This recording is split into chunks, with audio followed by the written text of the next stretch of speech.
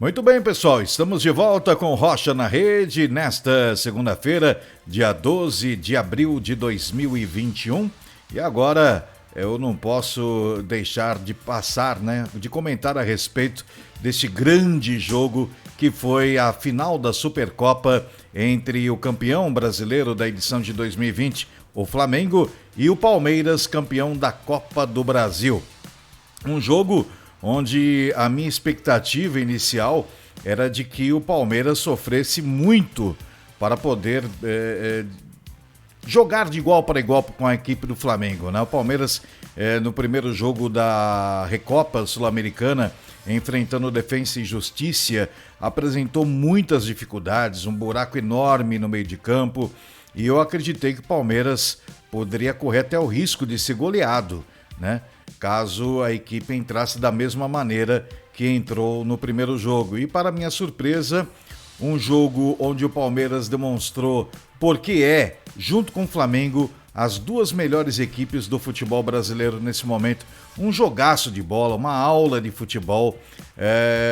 A gente viu, por exemplo, Real Madrid e Barcelona no sábado, né? Um jogo maravilhoso, fantástico, mesmo com chuva e tudo mais. E esse jogo também não ficou devendo um jogaço de bola, né? As equipes se equivaleram no gramado, enquanto a partida terminou 2-2 no tempo normal, um jogo muito disputado. Para você ter uma ideia, em termos de posse de bola, a equipe do Flamengo teve um pouquinho mais de posse de bola, 51% contra 49% do Palmeiras, um índice de equilíbrio enorme, né? Em relação a chutes, o Flamengo chutou 13 vezes, o Palmeiras 17. Chutes ao gol, em direção ao gol, 9 para o Flamengo, 10 para o Palmeiras. Escanteios, 5 para o Flamengo, 8 para o Palmeiras. A gente vê aí até que pelos números, o Palmeiras foi até um pouco melhor, mais incisivo, né? Em relação ao Flamengo. O Flamengo que saiu perdendo o golaço do Rafael Veiga na primeira etapa, logo no início do jogo, e depois o Flamengo teve que correr atrás do prejuízo. O Felipe Luiz, numa tarde inspiradíssima, né? O Gabigol fez um dos gols, aí o Flamengo começou a impor o seu ritmo, a Arrascaeta também deixou dele, logo no primeiro tempo o Flamengo virando o jogo. Só que o Palmeiras voltou para o segundo tempo mordido e pegou para valer em cima, porque teve muitas chances criadas, teve uma marcação de pênalti que depois virou falta. Ao meu ver, o árbitro acertou, foi falta realmente, e o Diego Alves fez uma grande defesa num chute bem colocado, bem cobrado do Rafael Veiga. Depois o próprio Rafael Veiga fez o segundo gol na cobrança de penalidades. Esse é um monstro na equipe alviverde ontem. Para mim, do Flamengo, os jogadores mais importantes ontem, o Diego Alves, o Felipe Luiz, Diego Alves e o Arrascaeta. Para mim, ele teve um papel fundamental na equipe. Já o Palmeiras, o Everton também se apresentou muito bem. O Rafael Veiga, para mim, indiscutível. E o Rony.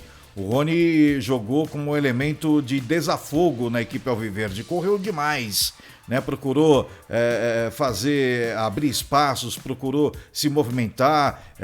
O Palmeiras também, depois que colocou o Gabriel Veron, o Felipe Luiz teve que se conter mais, não pôde subir tanto, porque o Veron é daquele cara que é muito veloz, né? Faz o jogo fluir. Então foi um jogo de várias nuances, várias alternativas, duas equipes que mostraram para todos os outros, né, clubes do futebol brasileiro, de que o Brasil tem jeito sim. Basta você trabalhar sério, trabalhar buscando você formar a melhor equipe, pagando em dia seus jogadores. Isso é bem verdade, porque se você não paga em dia, você não pode cobrar nada de ninguém. E o Palmeiras e Flamengo demonstraram que realmente estão muito longe, né, em termos de comparativos com os outros clubes. Claro, esse ano temos aí a possibilidade do São Paulo chegar junto, o Grêmio também é uma força, o próprio Internacional, o Atlético Mineiro, né, mesmo perdendo ontem para a equipe do Cruzeiro. Mas em relação ao patamar desses dois, fica difícil de chegar perto. Um jogaço. Gostei demais das duas equipes. O Flamengo ganhou o título merecidamente nos pênaltis por incompetência dos jogadores do Palmeiras, né? O Flamengo perdeu 2, bastava o Luan fazer. O Luan realmente é um jogador que não dá certo com a camisa do Palmeiras. Em jogos decisivos, esse jogador compromete, e não é a primeira vez que isso acontece, nem a segunda, né? E para mim, ele já não deve mais ter oportunidade nessa equipe. O Luan não serve para ser jogador da equipe do Palmeiras. É demais. É muito. O gol do Flamengo foi em cima dele, né? Logo no primeiro gol. E depois, a cobrança de pênalti dele podia ter dado a vitória para o Palmeiras. O Luan não serve para ser jogador do Palmeiras, não. E o outro jogador que também comprometeu, para mim, foi o Marcos Rocha. A Avenida Marcos Rocha continua. O Palmeiras, se precisar contratar, tem que contratar urgentemente um lateral direito, daqueles que é para vestir a camisa e sair jogando. Marcos Rocha é outro que não serve pro Alviverde. Em relação ao Flamengo, estranho muito a questão do Gerson.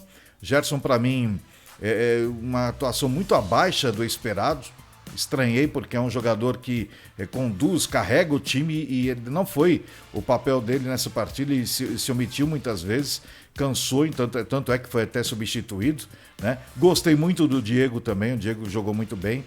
Enfim, foi um jogaço de bola, e eu espero que mais partidas como essas venham a acontecer nesse ano no futebol brasileiro.